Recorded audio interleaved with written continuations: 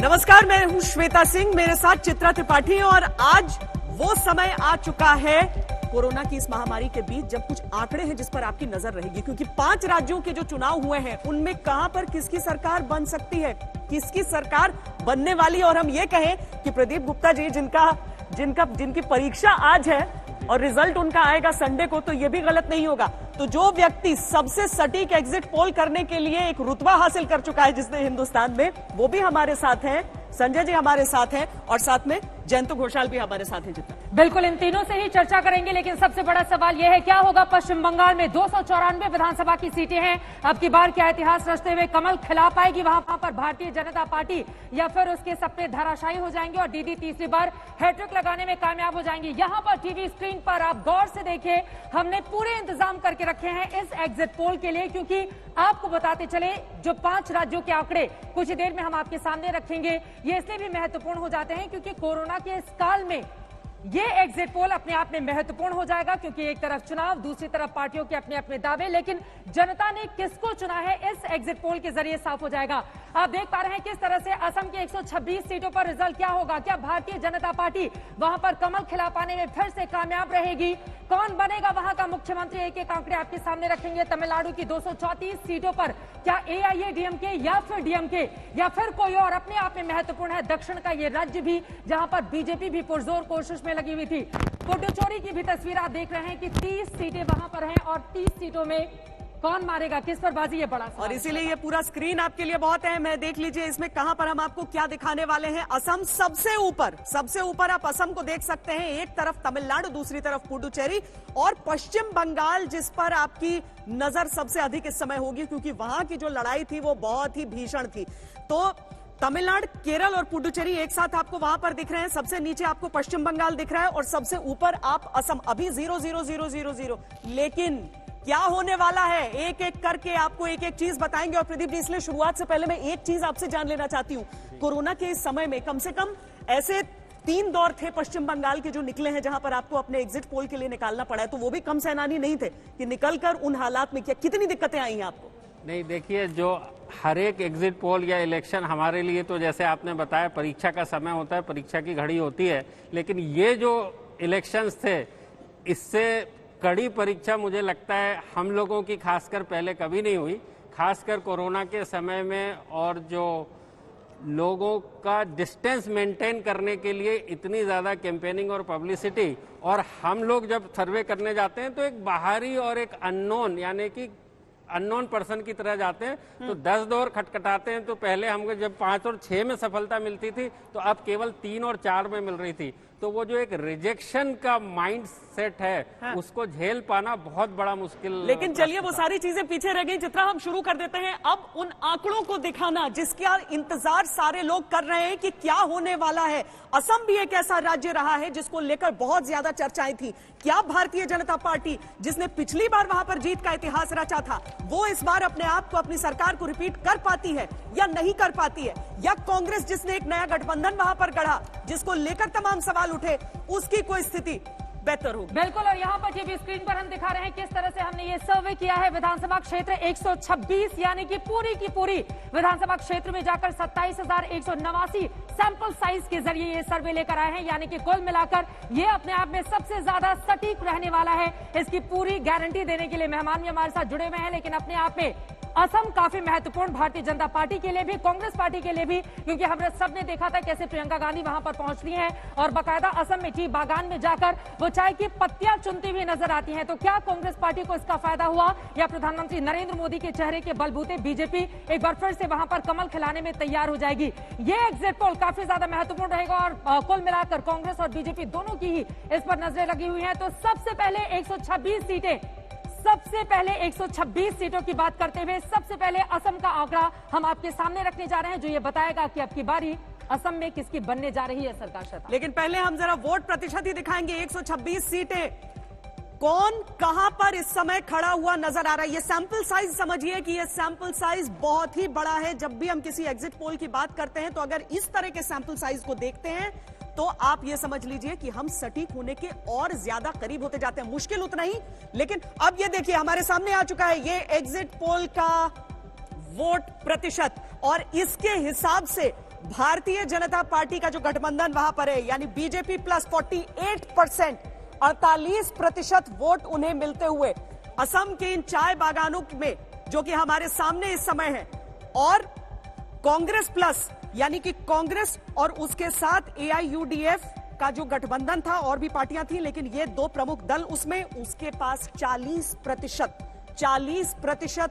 Vote का share Congress plus के पास जाते हुए और अन्य के पास 12%।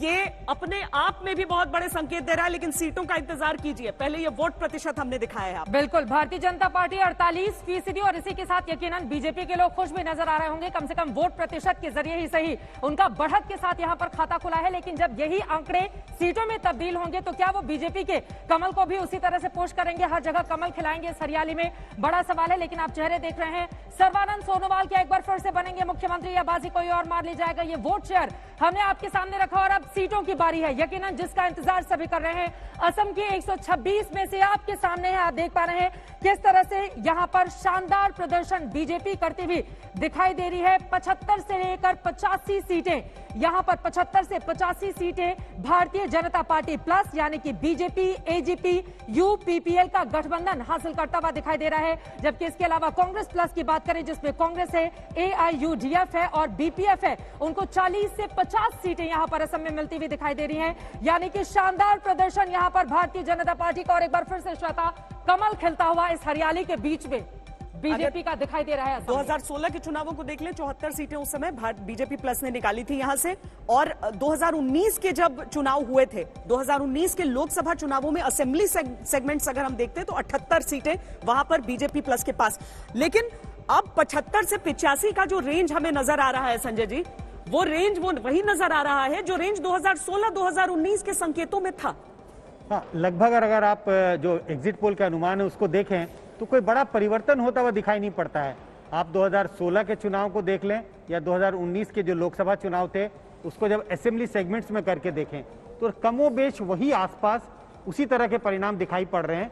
हो सकता है वोटों में थोड़ा इजाफा जरूर हो रहा है, लेकिन सीटों में बहुत ज्यादा तब्दीली दिखाई नहीं पड़ रही है। सीटों में बहुत ज्यादा तब्दीली दिखाई नहीं पड़ रही है। अब मैं सीधे आपका रुख करते हुए, चूंकि सभी की नजरें आप ही के ऊपर टिकी हुई हैं, न सिर्फ असम को लेकर बल्कि पश्चिम बंगाल को लेकर भी खास तौर से, तो ये जो आंकड़ा है ये क्या बताता है? भारतीय जनता पार्टी सत्ताधारी पार्टी होते हुए भी वहां पर राहुल गांधी मेहनत करते हैं, प्रियंका गांधी जाती है, तमाम विपक्षी पार्टियां लगातार कोशिशों में रहती हैं। उसके बावजूद अगर यहां पर बीजेपी इतना अच्छा प्रदर्शन कर रही है तो उसकी 3 बड़ी वजह क्या है? देखिए, कोई भी इलेक्शन हो वो डिपेंड करते हैं, निर्भर करते हैं कि जो पिछली सरकार जनता ने चुन के भेजी थी उसने कैसा परफॉर्मेंस किया जमीन के ऊपर। तो इस आंकड़ों को देखते हुए साफ नजर आ रहा है कि वहां पर आसाम के अंदर 2 बड़े फैक्टर, एक तो परफॉर्मेंस ऑफ स्टेट गवर्नमेंट और खासकर कोरोना के समय में जो आप देखेंगे पिछले 1 साल के अंदर जो परफॉर्मेंस था आसाम गवर्नमेंट की, इन पर्टिकुलर बात करें, जो व्यवस्थाएं थी वो दुरुस्त थी।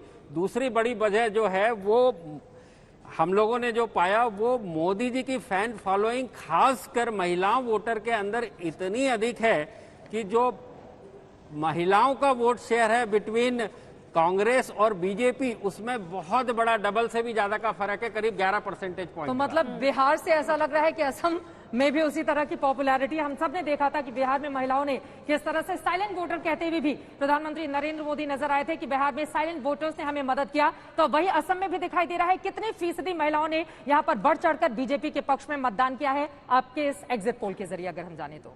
देखिए, बीजेपी की बात करें तो 48% मेल यानी कि पुरुष मतदाताओं ने वोट किया और महिलाओं ने 51%। लेकिन जब महिलाओं की बात यदि कांग्रेस के संदर्भ में करें, बढ़ रहा है। हाँ जी, 2016 पे मतलब बढ़त है महिला 2016 से बहुत ज्यादा बढ़त है। आप उस मायने में देखिए कि इस बार जो बोडो पीपल फ्रंट है, BPF, जो कि पिछले समय बीजेपी की अलायंस थी और पूरी 12 की 12 सीटें बोडो पीपल फ्रंट ने जीती थी, इस बार उन्होंने कांग्रेस के साथ गठबंधन किया। तो उसके चलते, और AIUDF जो दूसरी क्षेत्रीय पार्टी है वहां की, उसने भी गठबंधन किया कांग्रेस के साथ, तो एक बड़ा गठबंधन बनाया। बट दिक्कत यह है कांग्रेस की कि ये जो गठबंधन पार्टी, जैसे मैंने बताया, BPF केवल 12 सीटों पर, और जो AIUDF का वर्चस्व है वो केवल लोअर असम और बराक वैली में। तो ये तीनों मिला के जो है केवल 61 सीट्स को करते हैं। तो 61 सीटों की बात करें तो कांग्रेस पार्टी का प्रदर्शन बहुत ही अच्छा है, वो 40 से ज्यादा सीटें जीतते नजर आ रहे हैं। लेकिन ये 61 जो है वो हाफ भी नहीं है। पूरे असम की बात करें तो 126 जहां पर सीटें हैं, इन 3 रीजन को छोड़ दें तो बाकी रीजन में बीजेपी स्वीप करती हुई नजर आ रही है। अगर मैं इन आंकड़ों पर नजर डालूं प्रदीप जी, बीजेपी 61 से 65 सीटें अकेले अपने बलबूते, आपका ये जो आंकड़ा है, एजेपी 9 से 13 सीटें, यूपीपीएल 5 से 7 सीटें, जबकि कांग्रेस पार्टी अगर हम बात करें तो 24 से 30 सीटें, एआईए यूडीएफ 13 से 16 सीटें और बीपीएफ 3 से 4 सीटें हासिल करती हुई यहां पर नजर आ रही है। तो इसका 24 से 30 सीटों पर ही कांग्रेस पार्टी मतलब आकर ठहर जा रही है। हमारे साथ 2 खास मेहमान और जुड़ चुके हैं। हमारे साथ सुप्रिया श्रीनेत जुड़ चुकी हैं और साथ में प्रभु चावला जी भी हमारे साथ जुड़ चुके हैं। राजीव प्रताप रूडी भी हमारे साथ जुड़ चुके हैं। जयंत जी है ही, लेकिन मैं चाहती हूं कि आपको मैं बंगाल के लिए थोड़ा आरक्षित करके और सुरक्षित रखूं उसके लिए। लेकिन सुप्रिया श्रीनेत जी, भारतीय जनता पार्टी का परफॉर्मेंस यहां पर एक तरफ है, दूसरी तरफ है कांग्रेस पार्टी, जिसमें लग रहा है कि प्रदीप गुप्ता जी के आकलन के हिसाब से और उनके इस एग्जिट पोल के हिसाब से, जिसमें एक बहुत बड़ा सैंपल साइज हमारे सामने है, कांग्रेस तो अच्छा परफॉर्म करती हुई नजर आ रही है जिन 95 सीटों पर कांग्रेस लड़ी थी, लेकिन जो सहयोगी दल है यानी जिनसे गठबंधन बनाया गया वो उस तरह का सपोर्ट नहीं दे पाए, लग रहा है ऐसा। श्वेता जी, वक्त हो रहा है 7:08 और मैं आज तक के इस प्लेटफॉर्म की और आपके एज अ जर्नलिस्ट के तौर पर बहुत समय से चित्रा जी की बहुत इज्जत करती हूँ। और हम जब आज बोल रहे हैं तो हमारे देश में कोविड से 3,80,000 लोग संक्रमित हो रहे हैं, 3,600 से ज्यादा सरकारी आंकड़ों के बतौर मौत हो रही है। आज भी लोग दर बदर की ठोकरें ऑक्सीजन के सिलेंडर के लिए, वैक्सीन के लिए, रेमडेसिविर के लिए, अस्पतालों में बेड के लिए खा रहे हैं और बेदम होकर दम तोड़ रहे हैं। शमशानों के बाहर लाइनें लगी हुई है। तो मुझे ऐसा लगता है कि नैतिक जिम्मेदारी हमारी सार्वजनिक जीवन में इस समय इस एग्जिट पोल पर बात करने की होनी चाहिए, या किसी भी तरह से आपने प्रेशर बनाया हुआ है सरकार पर और सरकार को एक्ट करना पड़ रहा है, उस पर होनी चाहिए। जो बदइंतजामी और बदहाली दिखती है उसको देखकर मुझे लगता है कि आज शाम को हम एग्जिट पोल पर बात ही क्यों कर रहे हैं। देखिए, जीतना हारना सार्वजनिक जीवन का हिस्सा है। ये आंकड़े हैं एग्जिट पोल के, एक्चुअल रिजल्ट क्या होता है ये हमें पता नहीं है अभी, लेकिन we are dealing with a political opponent जिसके लिए 24/7 जब देश में 2,80,000 केसेस थे तब भी प्रधानमंत्री जी रैली कर रहे थे, जब 3,10,000 केसेस हुए तब भी गृह मंत्री जी रैली कर रहे थे। हमारा एक अपना मानना है कि जीत हार अपनी तरफ है। आज जब देश हार रहा है, और मैं आपको फिर से बधाई देती हूँ, मैं ये सरकास्टिकली बिल्कुल नहीं कह रही हूँ, आज तक ने प्रेशर बनाया हुआ है, आपकी तस्वीरों ने, आपकी ग्राउंड रिपोर्ट ने सच दिखाया है, आज जरूरी है वो हो। आज देखिए देश में क्या हो रहा है। मैं 1 सेकंड की ये बात कह के अपनी बात खत्म करती हूँ। प्रधानमंत्री केयर फंड में आज गूगल 135 करोड़ यूनिसेफ के थ्रू डालना पसंद करता है, रेड क्रॉस के थ्रू कनाडा और न्यूजीलैंड पैसा भेज रहा है, लेकिन प्राइम मिनिस्टर केयर फंड में नहीं डाल रहा है। ये विश्वसनीयता हमारे प्रधानमंत्री की देश में थी, अब ना विदेश में है। क्या ये ठीक है? क्या ये ठीक है कि हमारे देश में जो दुनिया का सबसे बड़ा ऑक्सीजन निर्माता है, लोग बेदम होके बिना ऑक्सीजन के मर रहे हैं? जो फार्मेसी ऑफ द वर्ल्ड है, 1 मई से जो जुमला दिया गया है, एक राज्य नहीं लगा सकता है वैक्सीन। आज मैं इन सवालों को जरूर इसलिए पूछना चाहती हूँ बिकॉज हम में से किसी को, मुझे लगता है इस पैनल में सब जिम्मेदार लोग बैठे, should we take our foot off the pedal? क्या हम जरा सी भी सांस ले सकते हैं इस समय जब हमारे फेलो इंडियंस बेदम होके मर रहे हैं? मैं सिर्फ ये बोलना चाहती हूँ, और आप एक बड़ा सकारात्मक रोल आपने प्ले किया है। जो दिक्कतें हैं, जो बदइंतजामी है, जो बदहाली दिखाने में, मैं हाथ जोड़ के आपसे कहती हूँ, अपने उस धर्म को याद करिए और वो दिखाइए, क्योंकि उसी से प्रेशर पड़ेगा, उसी से सारी राज्य सरकारें और केंद्र सरकार जाग कर काम करेगी। आज लोगों को आपकी जरूरत है, लोगों को एग्जिट पोल की जरूरत नहीं है। मैं पूरी ईमानदारी और लोगों को तो शायद पोल की भी जरूरत नहीं थी इस समय सुप्रिया जी, और चुनाव आयोग को लेकर बहुत तल्ख टिप्पणियां अलग अलग देश के राज्यों से सामने आई हैं, लेकिन काश की सारी राजनीतिक पार्टियां उस समय एक होकर ये भी सबने कहा होता कि हमें चुनाव नहीं चाहिए। एक साथ मिलकर, कुछ चीजों में एक साथ मिलकर काम किया जाता है, लेकिन इस समय चूंकि हम कहा गया था जी जी मुझे लगता है आज उसको कहने का, दोबारा से लौटने का वक्त नहीं है। और मैं तो प्रदेश में आज last phase of panchayat elections में 24 करोड़ की जनता उत्तर प्रदेश में, और पंचायत इलेक्शन जिस तौर पर हुए हैं, देखिए किस तरह से महामारी वहां पर विस्फोटक रूप ले रही है। कहा गया था बंगाल के जो इलेक्शन के फेजेस है उसको कंबाइन कर दीजिए, नहीं हुआ। और मद्रास हाईकोर्ट की जो टिप्पणी है इलेक्शन कमीशन पे, वो मैं क्यों दोहराऊं, वो मुझे लगता है अपने आप में बहुत कुछ बयां करती है आज हमारे देश में क्या हो रहा है। नहीं, वो सारी चीजें अपनी जगह सही है, लेकिन एक और हकीकत यह है कि चुनाव हो चुके हैं, नतीजे आने हैं, आज एग्जिट पोल का दिन है और हम न तो इस बात से पीछे हटेंगे कि कोरोना की तस्वीरें हम अपने दर्शकों को दिखाएं, सरकार को आईना दिखाएं, और सिर्फ केंद्र नहीं हर राज्य की सरकार को वो आईना दिखाएं ताकि सारे के सारे हरकत में आए। लेकिन इस समय चूंकि चर्चा हम इस मुद्दे पर कर रहे हैं सुप्रिया जी, ऐसा नहीं है, हमारे तमाम संवाददाता इस समय भी वो रिपोर्टिंग कर रहे हैं और जैसे ही हम सारे आंकड़े सामने रखेंगे हम दोबारा वो तस्वीरें शुरू कर देंगे। इस समय ये आंकड़े दिखा रहे हैं। श्वेता, मुझे लगता है सुप्रिया जी आपके लिए क्लियर करना बहुत जरूरी है। अगर आप लगातार सुबह से आज तक देख रही होती तो इस तरह की टिप्पणी करने की आपको जरूरत नहीं होती। दूसरी महत्वपूर्ण बात यह है कि मौजूदा वक्त में हम एग्जिट पोल पर चर्चा जरूर कर रहे हैं, लेकिन लगातार, और आपके कहने की जरूरत नहीं है, विपक्ष के कहने पर आज तक सवाल नहीं पूछता है। हम सबसे बड़ा चैनल होने के नाते अपनी इस जिम्मेदारी को समझते हैं, आपकी भावनाओं की भी कद्र करते हैं, और आपकी जो भावनाएं हैं वो एक आम हिंदुस्तानी की है, हमारी भी वही भावना है कि कोरोना के केस में कमी आनी चाहिए। लेकिन चूंकि वक्त एग्जिट पोल का है, हम इस पर चर्चा कर रहे हैं, और सुप्रिया जी आप भी जानती हैं सरकार को लेकर आप निशाना साधिए, सारी चीजें कहिए, लेकिन विपक्ष को विकल्प के तौर पर अगर जनता नहीं मान रही है तो ये भी आप लोगों को अपने भीतर झांक कर देखना होगा। अगर हम असम की बात करें, यहाँ पर लोगों को एक सेकंड सुन लीजिए, क्योंकि मीडिया को जिम्मेदारी सुनाने के लिए, बताने के लिए बार बार राजनेता सामने आ जाते हैं, लेकिन उनकी क्या जिम्मेदारी है वो खुद इस बात को नहीं समझते। मना करते आपके बड़े नेता कि हम चुनाव में नहीं जाएंगे, इस समय कोरोना के आंकड़े बढ़ रहे हैं। पश्चिम बंगाल में राहुल बिल्कुल आखिरी में जाते हैं और तब वो मना करते हैं कि हम बंगाल नहीं जाएंगे। मैम, ऐसा दोहरा चरित्र तो नहीं चलेगा ना। और इस तरह से मीडिया को उसका, मैम सुन लीजिए, प्लीज सुन लीजिए, मीडिया को ज्ञान देना बहुत आसान होता है, खुद नहीं सुन लीजिए ना, खुद बहुत मुश्किल होता है कि कांग्रेस पार्टी ने क्या किया। आप बताइए ना पंजाब में क्या हो रहा है, आप बताइए राजस्थान में क्या हो रहा है, आप दूसरे राज्यों का उदाहरण दीजिए, केरल में बताइए क्या हो रहा है।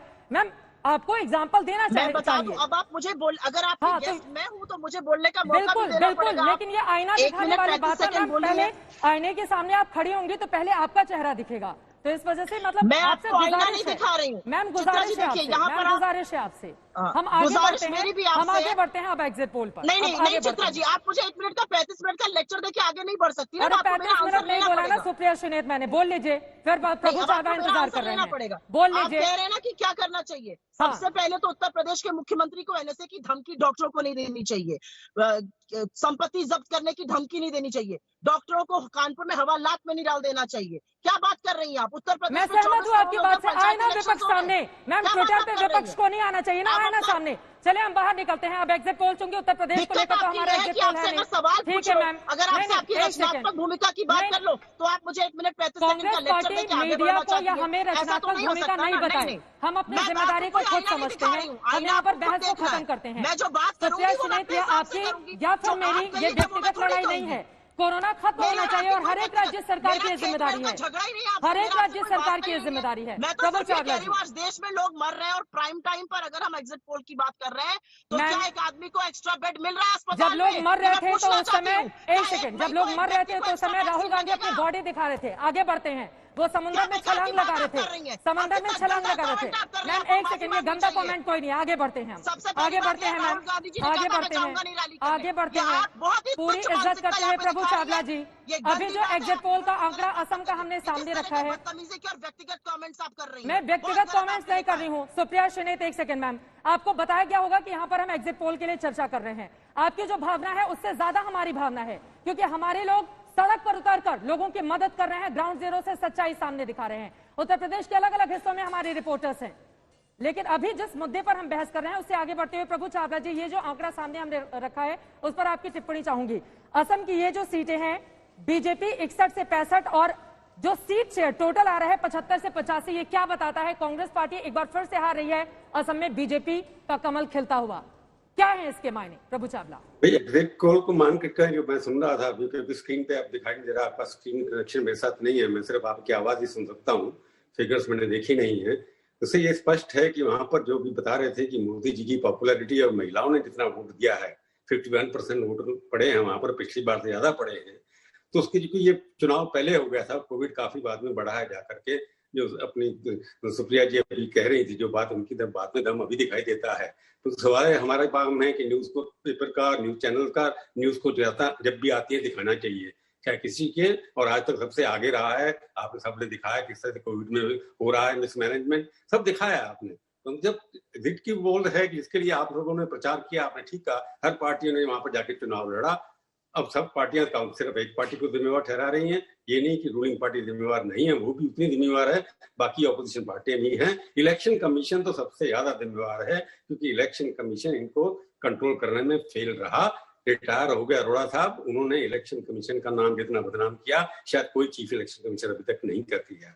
पर सवाल बाकी चलते हैं एग्जिट पोल की तरफ। असम के अंदर किसी ने कहा कि परफॉर्मेंस के ऊपर भी डिपेंड करता है।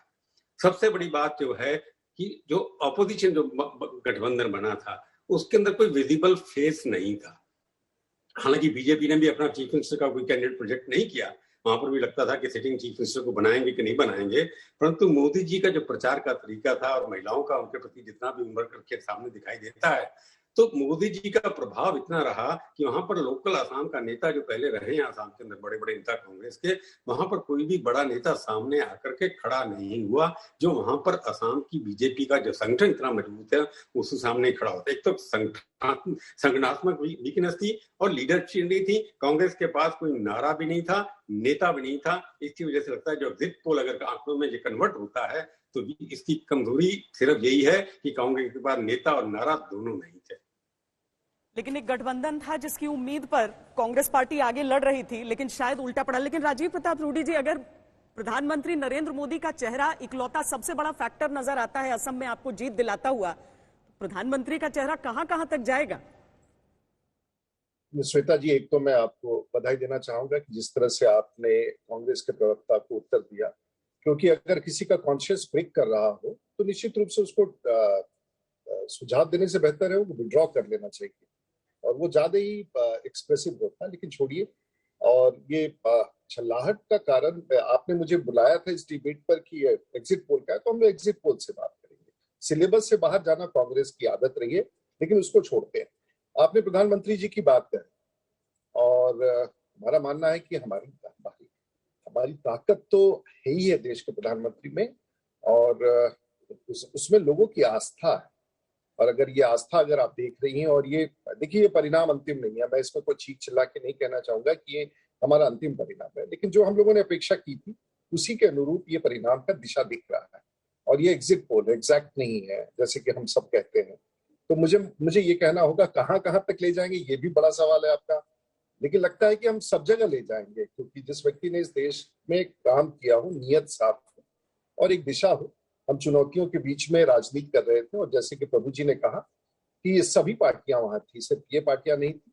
हाँ, क्योंकि हम प्रमुख रूप से देश की सरकार में होने के कारण हमारा दायित्व बड़ा है, तो हमारी जिम्मेवारी भी बड़ी हो जाती है और हमारा अपराध भी बड़ा हो जाएगा। तो इस बात से अपने आप को नकारता नहीं हूँ, लेकिन लोकतंत्र की प्रक्रिया में चुनाव संपन्न हो चुके हैं और हमें उसे विश्लेषण करना है, और ये भी जीवन का और ये राजनीतिक परिदृश्य का एक भाग है जिसमें हम बैठ के कर रहे हैं। इसमें देश भर में आपकी चैनल रोज खूब दिखाता है, सही दिखाता है, हमारी जानकारी में विषय लाता है। सरकारें, चाहे वो राज्य सरकार हो, केंद्र की सरकार हो, उससे संज्ञान में लेकर के काम करती है। तो मेरा ऐसा मानना है कि कांग्रेस की स्थिति वहां असम में ठीक नहीं है, और बेचैनी कई बार प्रवक्ताओं की इस बात को कि मैंने कहा ना, सिलेबस से बाहर जाकर के परीक्षा देना। राजीव तो जी, लेकिन सिर्फ असम पे खुश मत हो जाइए, अभी बाकी राज्यों में आपकी क्या स्थिति है उस पर हम जाएंगे और बताएंगे कि बीजेपी कहां पर खड़ी हुई है। सिर्फ असम को लेकर इतने उत्साहित हो जाएंगे, अभी 4 राज्य बाकी है। ऐसा मैंने कुछ नहीं कहा। मैंने कहा कि सब चल करके विमर्श करते हैं, ऐसा कुछ नहीं है। जो आप कह रही है बिल्कुल सही है, कोई उत्साह का नहीं है, ये एग्जैक्ट नहीं है, ये एग्जिट पोल है। बिल्कुल आपका बात ठीक है, और संकट के बीच में ऐसे डिस्कशन करने में कई सारे तथ्य उभर के आएंगे। और एकदम शशि शेखर जी भी हमारे साथ जुड़ गए। शशि शेखर जी, बहुत एक विमर्श बड़ा था कि असम की जब बात आती है तो सीए एनआरसी का मुद्दा जो बाकी राज्यों में असर दिखाता है उससे उल्टा दिखाता है, लेकिन असम पर जब मैं ग्राउंड पर गई और लोगों से बातचीत की तब मुझे समझ में आया कि जो चीजें एक समय पर अखबारों की सुर्खियां बन गई, अब वहां की स्थिति बहुत बदल गई थी। जो लोग थे उनके लिए वो वैसे मुद्दा नहीं रह गया था। अगर रहता तो शायद आज एग्जिट पोल के ये आंकड़े भी कुछ और कह रहे होते। क्या आप इस चीज से सहमत रहेंगे, इस विश्लेषण से सहमत रहेंगे? असम के हिसाब से अगर असम में भारतीय जनता पार्टी को प्लस को 75 से 85 के रेंज में सीटें मिलती हुई दिख रही हैं एग्जिट पोल के अनुसार। देखिए, मैं जो भी बोलूंगा वो इन आंकड़ों के आधार पर ही बोलूंगा जो स्क्रीन पर दिखाई पड़ रहे हैं। ये 2 मई को बदल भी सकते हैं, हम सब जानते हैं, लेकिन आज की समीक्षा इसी पर।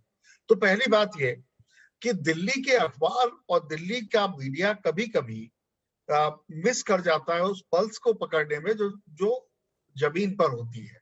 और यदि ये आंकड़े सही है तो यकीनन जिन चीजों को पढ़कर यहाँ पर फैसले किए जा रहे थे वो फैसले गलत साबित होने जा रहे हैं। और आसाम में बीजेपी का लौटना कई चीजों के लिए बहुत महत्वपूर्ण होगा, आने वाले दिनों में जो लोकसभा के चुनाव होंगे उनके लिए भी, और कांग्रेस की जो इंटरनल पॉलिटिक्स है उसके लिए भी। तो 2 मई इस मायने में बहुत महत्वपूर्ण होगी कि इस स्टेट में जहां कांग्रेस को हमें बढ़त मिलने की उम्मीद हासिल हो रही थी और ऐसा लग रहा था, कांग्रेस भी ये मानती थी कि वो बेहतर करेगी, तो अब थोड़ा सा उस पर विराम लगता हुआ नजर आ रहा है। ठीक है, एक जल्दी से जयंतोदा मैं आपकी टिप्पणी ले लेती हूँ। हालांकि बंगाल के आप एक्सपर्ट हैं, उसी पर बात करेंगे, लेकिन जल्दी से बता दीजिए कि असम के आंकड़े क्या बता रहे हैं। भारतीय जनता पार्टी के लिए असम से जो खुशखबरी सामने आई है, बाकी राज्यों में भी आपको लग रहा है क्या, या फिर कांग्रेस पासा पलट देगी बाकी जगहों पर? देखिए, हमारे देश में अलग अलग राज्य में अलग अलग मैंडेट होती है और ये हमारे परंपरा भी है, लोकतंत्र की ये महत्व भी है। लेकिन असम में भी हम गए थे और मैंने जो देखा था कि अभी भी कांग्रेस, मोदी जी और अमित शाह जी का जो बीजेपी, उसके विकल्प, जैसे पश्चिम बंगाल में बीजेपी विकल्प बन रहे हैं, लड़ाई हो रहा है, क्या होगा वो अलग बात है, लेकिन अभी भी असम में कांग्रेस के जो पुराने जमाने का हितेश्वर सैकिया से तरुण गोगोई, वो परंपरा अभी भी कांग्रेस रिवाइव नहीं कर पाए। राहुल गांधी, प्रियंका गांधी फेल हुई है और मोदी जी के जो अभी भी ब्रांड इक्विटी है अभी भी बरकरार है। और देखिए, टी गार्डन एक बहुत बड़ा एरिया है, वहां टी गार्डन के वेजेस को लेके पहले अनाउंस कर देना, जो छोटे छोटे मैनेजमेंट, और उसमें हेमंत जी का भी आपको याद करना पड़ेगा, क्योंकि एक ऑपरेशनल एस्पेक्ट जो अमित शाह जी ने और हेमंत बिश्व शर्मा जी ने जो बनाया था वो भी असम के लिए बहुत सक्सेसफुल ग्रैंड मिशन था। तो मुझे लगता है असम में सिटीजनशिप लेके स्ट्रेटेजी और ये जो सब ध्रुवीकरण, हम लोग सिर्फ सोचते हैं कि भाजपा ध्रुवीकरण, हेमंत बिश्व शर्मा जो कि भले मुख्यमंत्री नहीं थे, लेकिन उनकी जो चलती थी, जिस तरीके से उन्होंने मैनेज किया वो लोगों को जो बागी बनते गए।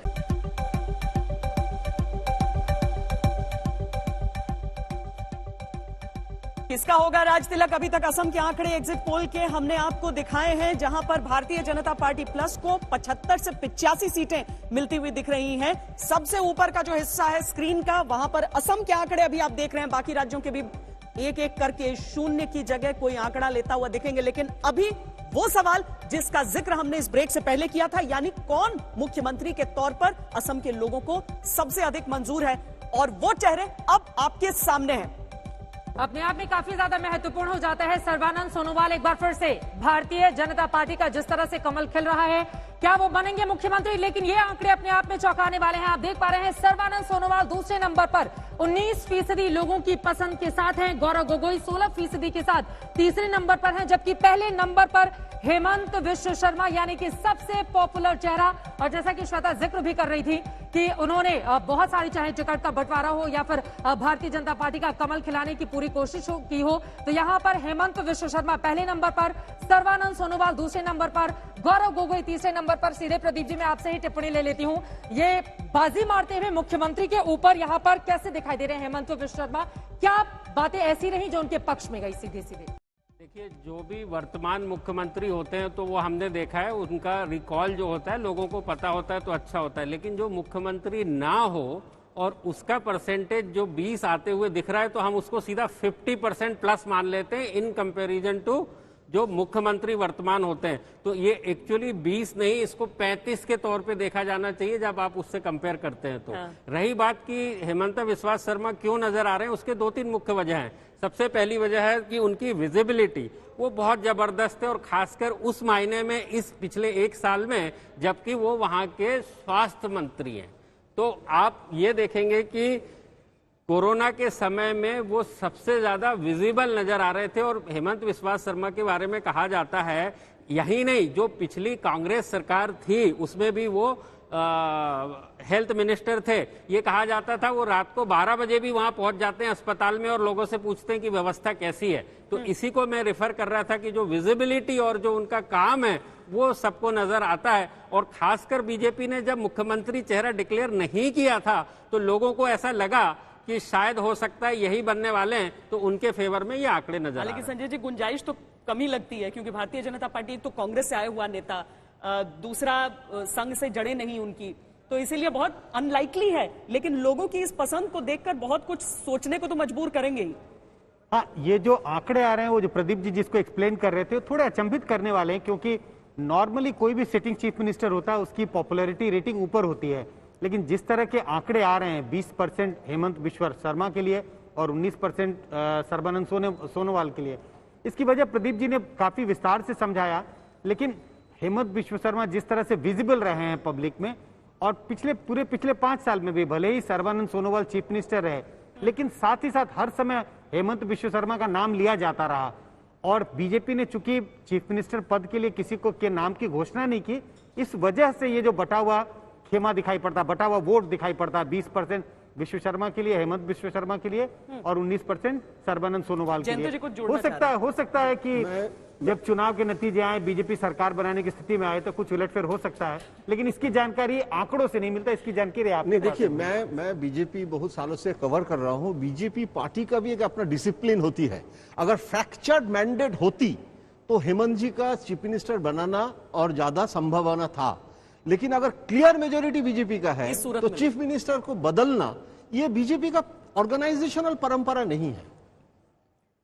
आंकड़े जो हम सामने दिखा रहे हैं उसको अब ध्यान से आप दर्ज कर लीजिए एक एक करके। पहला राज्य ये असम, जहां पर भारतीय जनता पार्टी प्लस 75 से 85, कांग्रेस 40 से 50 के दायरे में, जिसमें कांग्रेस का परफॉर्मेंस बेहतर है अपने पार्टनर्स की तुलना में, और साथ में अन्य को 1 से 4 सीटें जाती हुई। और ये वोट प्रतिशत के फासले से ही काफी कुछ स्पष्ट हो जाता है, क्योंकि 40% कांग्रेस प्लस और 48% बीजेपी प्लस के खाते में वहां पर जाता हुआ दिख रहा है। मुख्यमंत्री के चेहरे के तौर पर सर्बानंद सोनोवाल नंबर 2 और हेमंत बिस्व शर्मा नंबर 1 है वहां पे 20%, 19% और 16% के साथ कांग्रेस के गौरव गोगोई दिख रहे हैं। हालांकि हेमंत बिस्व शर्मा ने ही, आपको बता दें, हमारे ग्रुप से बातचीत करते हुए उनकी ओर से कहा गया था कि असम से कोरोना चला गया, लोगों को मास्क पहनने की जरूरत नहीं है। और उनके एक बयान पर चुनाव आयोग की ओर से उन पर बैन भी लगाया गया था चुनाव प्रचार के लिए। लेकिन देखिए पब्लिक किस तरह से हेमंत बिस्व शर्मा को ज्यादा पसंद कर रही है, और यहां पर मुख्यमंत्री सर्बानंद सोनोवाल दूसरे नंबर पर आ जाते हैं। प्रभु चावला, सीधे आपका रुख करते हुए, ये जो आंकड़ा है मुख्यमंत्री दूसरे नंबर पर,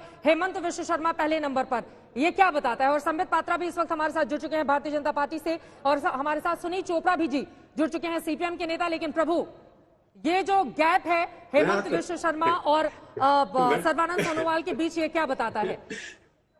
मैं देख रहा हूँ कि खुशी भी है, अच्छी खबर है बीजेपी के लिए कि वो जीत रहे हैं। उनके लिए बुरी खबर ये है कि उनका अपना आदमी पॉपुलर नहीं है।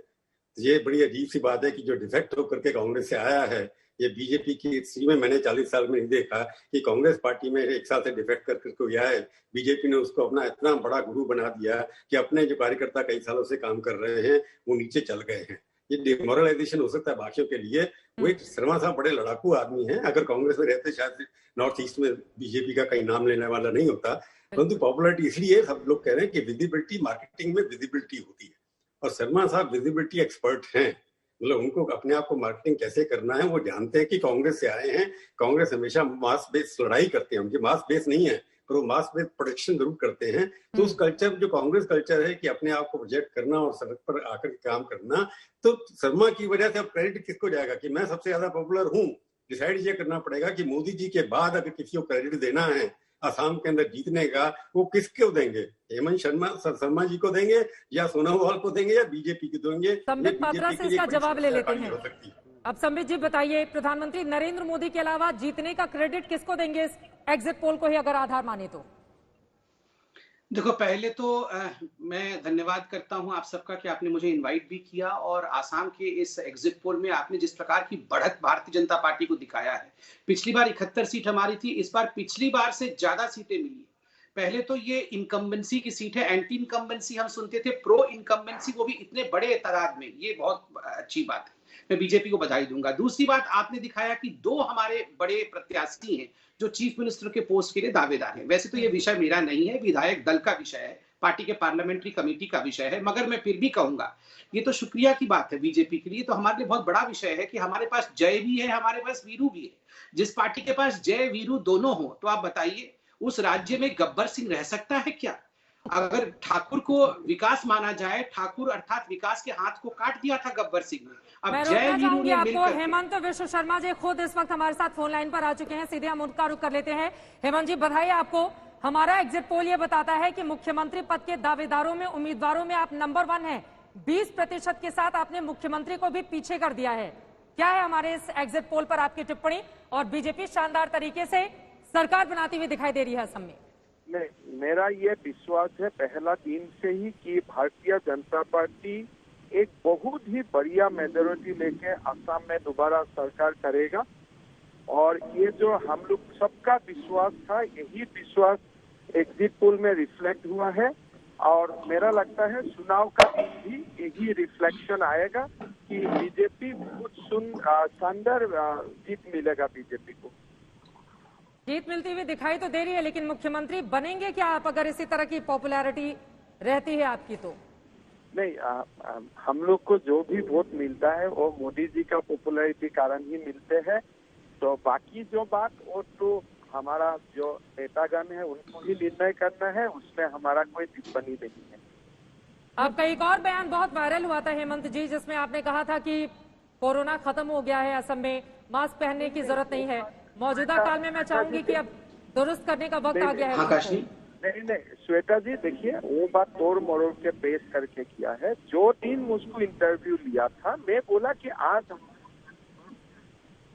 लेकिन वो करेंगे डोंट वरी, वो करेंगे, फिर से करेंगे। तुम मास्क पहनेगा तो पूरा इंटरव्यू नहीं देखते हुए एक लाइन को सीधा उठा के तोड़ मोड़ एक हमारा लेफ्ट लिबरल लोगों का एक आदत बन चुका है। तो मैं उनको विनम्रता से निवेदन करूंगा पूरा इंटरव्यू दें। लेकिन हेमंत बिस्वा शर्मा जी, आपने ये बयान आप कह रहे हैं तोड़ा मरोड़ा गया, लेकिन आपका जो दूसरा सबसे वायरल बयान आपके पूरी, मैं एक तरह से कह सकती हूँ राजनीति का है, वो रहा है जब आपने राहुल गांधी पर टिप्पणी की थी। जब आपने ये कहा था कि आपकी बात सुनने की जगह वो अपने कुत्ते को खिलाते रहे थे, और ये बहुत लंबे समय से उस बयान की चर्चा रही है। आज अगर कांग्रेस पार्टी एक रिवाइव नहीं करती हुई दिख रही है, इस बात के बावजूद कि उसने गठबंधन भी किया, बड़ा गठबंधन किया, और उम्मीदें उसकी बहुत उस गठबंधन से थी, तो इसकी सबसे बड़ी वजह क्या है कि कांग्रेस में फिर दोबारा भरोसा नहीं दिख रहा लोगों का? नहीं, सबसे पहला जो बात है, अगर आप इंडिया टुडे एक्सिस पोल को भी थोड़ा गौर से देखता है तो माता और बहनों ने हमको भरपूर वोट दिया। जो मोदी जी का गैस से लेकर जो कोरोना काल में उनका जो फ्री राइस देने का जो सारा स्कीम था, और हमारा स्टेट गवर्नमेंट का जो अरुणोदय बोल के स्कीम है, जहां से 22 लाख माताओं का अकाउंट में प्रति महीना 830 रुपया दिया जाता है। तो एक महिलाओं ने पूरा एक प्रकार सुनामी का तरफ बीजेपी को वोट दिया है। तो विकास हुआ, पहला बार उत्तर पूर्व भारत का मैप में एक ग्रोथ इंजन बन के उभर के आया। तो ये सारा चीजों का पॉजिटिविटी हुआ। और जहां तक कांग्रेस है, मेरा अपना ये विश्वास है, मैं फिर एक बार दोबारा दोहराता हूं, जब तक राहुल कांग्रेस का सहारा रहेगा तब तक बीजेपी को बेनिफिट मिलते ही रहेगा। मुझे लगता है सुप्रिया सुनील जी जो कि हमारे पैनल पे हैं इस समय, वो इसका जवाब जरूर देना चाहेंगे। लेकिन अभी बहुत बहुत धन्यवाद हेमंत बिस्वा शर्मा जी हमसे बातचीत करने के लिए। एग्जिट पोल के ये आंकड़े हैं, जब चुनाव के नतीजे आएंगे तो जरूर हम जुड़ना चाहेंगे आपके साथ। नतीजे चाहे जो हो, इससे अलग हो या फिर यही हो। लेकिन इस समय अब हम केरल की ओर आगे बढ़ रहे हैं। केरल के नतीजे आपको दिखाते हैं। केरल का वोट प्रतिशत किसे कितना मिला है वहां पर, ये हम सबसे पहले आपको दिखाने वाले हैं। ये केरल की 140 विधानसभा सीटें, जिसका सैंपल साइज 28,124 रहा है। अब आपको बता रहे हैं कि इतनी सीटों में इस सैंपल साइज को एक सर्वे के हिसाब से, एक एग्जिट पोल के हिसाब से एक बहुत बड़ा सैंपल साइज माना जाता है। और ये आंकड़ा आपके सामने। लेकिन अब वोट परसेंटेज सबसे पहले देख लीजिए। वोट परसेंटेज, वोट प्रतिशत सामने रखते हैं। केरल यकीनन अपने आप में काफी ज्यादा महत्वपूर्ण हो जाता है। और अब क्या लेफ्ट पार्टी वहां पर फिर से अपनी सत्ता बचाने में कामयाब हो जाएगी। इस वोट प्रतिशत के जरिए बहुत सारी तस्वीर साफ हो जाएगी। आपको बता दें यूडीएफ यहां पर 38% वोट शेयर हासिल करता हुआ दिखाई दे रहा है। ये टीवी स्क्रीन पर है आपके। एलडीएफ 47%, यानी कि एक बार फिर से अपनी सत्ता बचाते हुए दिखाई दे रहे हैं। यहां पर मुख्यमंत्री पी विजयन।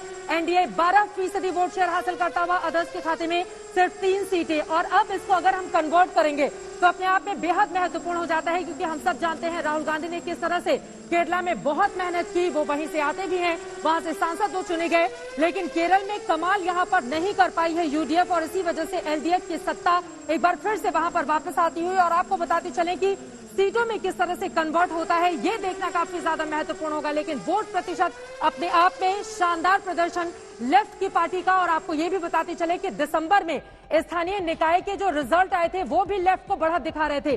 तो लेफ्ट पार्टी अगर इस तरह से वोट फीसदी वहां पर हासिल करती है तो क्या इसके पीछे वजह ये मानी जाए? केरल से हमने सबने देखा था कोविड की किस तरह से शुरुआत हुई, धीरे धीरे करके पूरे देश में बढ़ जाता है, लेकिन वहां पर उन्होंने कंट्रोल कर लिया। वजह क्या है इस जीत के पीछे, ये अपने आप में महत्वपूर्ण है। लेकिन श्वेता, अब सीट की बारी और सीट देख लीजिए। इतना वोट प्रतिशत में अगर अंतर होता है तो इसको समझना आसान है किसकी होगी यहां पर जीत। एग्जिट पोल के अनुसार 104 से 120 के दायरे में एलडीएफ नजर आ रही है आज तक। मतलब अगर हम केरल की राजनीतिक इतिहास को देखें तो अपने आप में यह अप्रत्याशित है कि 100 सीटों को कोई पार करे और साथ ही अपनी सरकार को वहां पर रिपीट कर दे। 104 से 120 एलडीएफ, यूडीएफ 20 से 36। दांव कांग्रेस का बहुत बड़ा था वहां पर और बहुत टक्कर में भी नजर आ रहे थे। वायनाड से जिस तरीके से राहुल गांधी ने जीत हासिल की थी और उसके बाद से वहां की बात बार बार जिस तरह से होती थी। एनडीए, हालांकि सबरीमाला का मुद्दा भी बहुत उठा, लेकिन मुझे लगता है कि वो शायद वहां के स्थानीय मुद्दों को न समझ पाने के कारण हो रहा है। लेकिन 0 से 2 ही एनडीए उस दायरे में दिख रही है। और आपको बता दें अगर इसी तरह के नतीजे रहते हैं तो ये पहली बार होगा केरल के इतिहास में जब कोई मुख्यमंत्री अपनी सत्ता को वहां पर बचा पाने में कामयाब रहता है। शानदार प्रदर्शन कम से कम यहां पर इस पार्टी का आप मानिए। और लेफ्ट पार्टी के लिए अच्छी खबर है, हालांकि बंगाल पर भी उसकी नजरें टिकी हुई है जहां पर 34 सालों तक उसने शासन किया, लेकिन दक्षिण से ये अच्छी खबर सामने आ रही है। और सुनीत चोपड़ा जी, सीधे प्रदीप जी, पहले मैं आपकी टिप्पणी कर लेती हूं। सुनीत जी भी यहां पर खुश हो रहे होंगे, लेकिन ये जो बढ़त है अभी जैसा कि हम देख पा रहे हैं, लेफ्ट पार्टी एक बार फिर से सत्ता में आती हुई और कांग्रेस के नेतृत्व वाली यूडीएफ वहां पर अच्छा प्रदर्शन नहीं कर रही है, जबकि राहुल गांधी ने सबसे ज्यादा मेहनत केरला को लेकर की थी।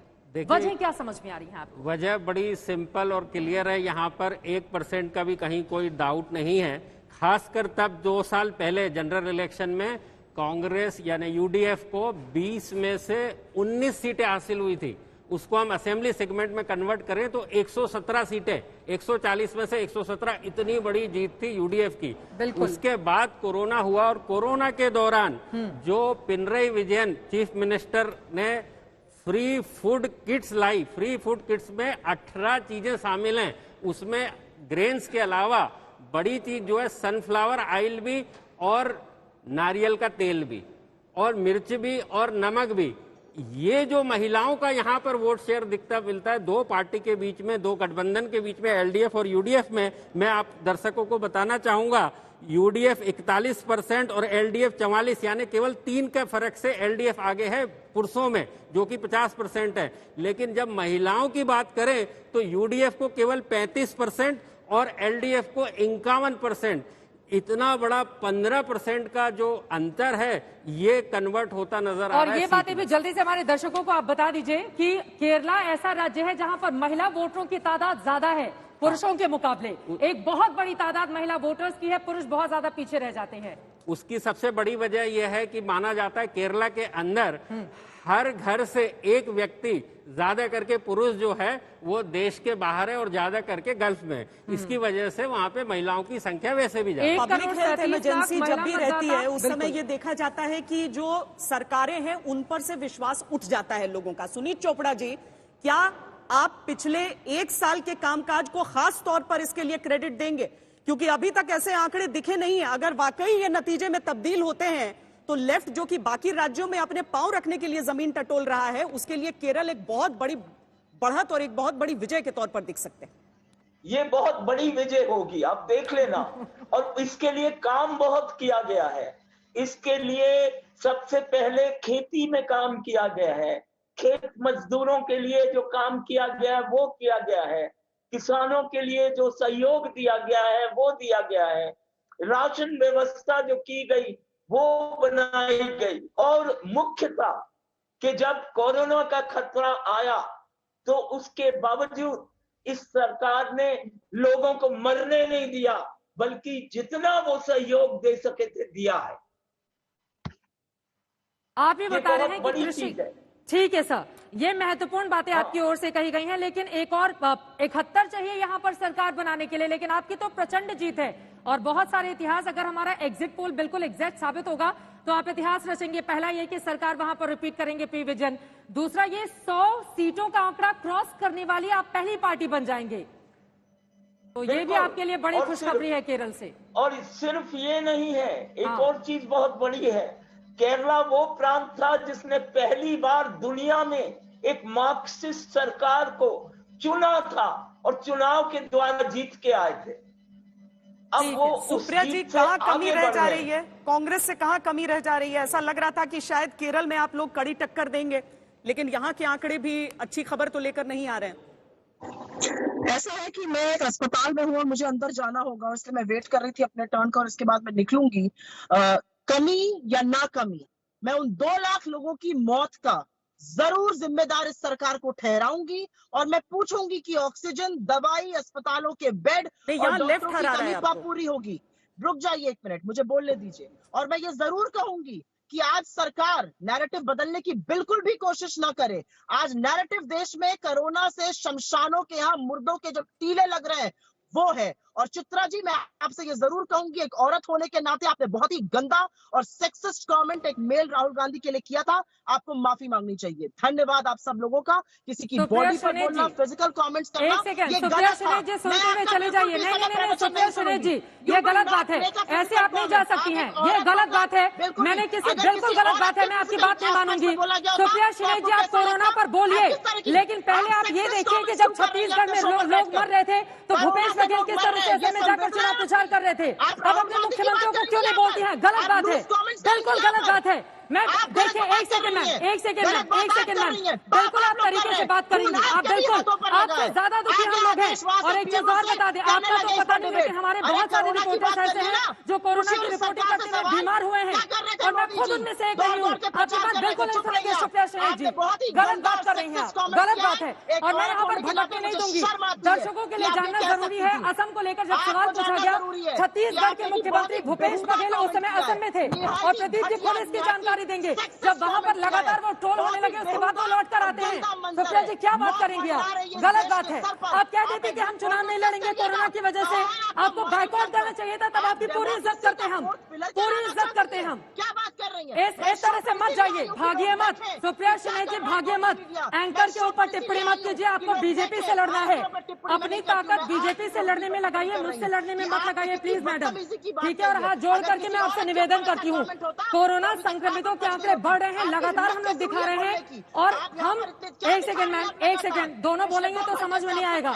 आप एग्जांपल दीजिए ना अपने नेताओं का कि राज्य छोड़ के बाहर क्यों थे। आप एग्जांपल दीजिए कि राज्य छोड़ के बाहर क्यों थे। ऐसे बहुत सारे नेता हैं आपके। गलत बात है, ये गलत बात है सुप्रिया सुनील, ये गलत बात है सुप्रिया सुनील, ये गलत बात है सुप्रिया सुनील। आप भी पत्रकार रही हैं और आपको पता होना चाहिए मुद्दों का आपको पता होना चाहिए। और यहाँ पर अपने दर्शकों का समय हम इसलिए जाया नहीं करेंगे। आप फिर आपको माने ना विकल्प, जनता आपको माने विकल्प, क्योंकि आंकड़ों के बलबूते ही सब कुछ होता है। आंकड़ों के बलबूते ही सरकार बनती है और बिगड़ जाती है। तो कांग्रेस पार्टी को मौजूदा वक्त में अगर आप ये सवाल खड़े कर रही हैं तो क्यों नहीं विकल्प माना जा रहा है? मैं, मेरे ऊपर गुस्सा होने की जरूरत नहीं है, अपने अंदर झांके, एक उंगली मेरे ऊपर दिखाएंगे, 3 आपको खुद के ऊपर इशारा करेगा। तो क्या प्लीज ये व्यक्तिगत टिप्पणी मत कीजिए मैम, ठीक है मैम, ठीक है मैम, ठीक है मैम, ठीक है, बिल्कुल नहीं मांगूंगी, बिल्कुल नहीं मांगूंगी सुप्रिया सुनील। यहाँ पर आप मुझसे लड़ने के लिए आई हैं या एग्जिट पोल के आंकड़ों पर चर्चा करने के लिए आई हैं?